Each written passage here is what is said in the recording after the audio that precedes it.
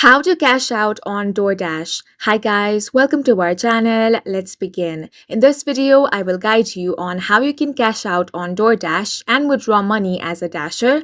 For this, you want to download and install the Dasher app on your device. Once it has been installed, go ahead and open this. Now tap on the Let's Dash option. The first thing you want to do here is log into your account. So go ahead and enter your credentials and get logged into your account.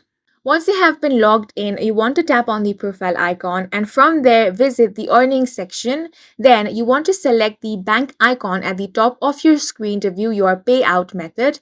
Ensure your direct deposit is linked to your personal bank account. Then click on the fast pay option. From there, enter the requested details for your debit card. You must have a debit card to use fast pay. You also have to note that there is a 7-day processing period before you can start using fast pay.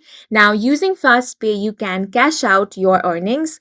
For this, you want to tap on the Earnings tab of the Dasher app, then select Deposits and Transfer. Now tap on the Cash Out with FastPay button. Once you tap on that, you will be able to transfer your week's earning directly to debit card account. Remember that there is a $1.99 fee to cash out, and you can only do so once a day.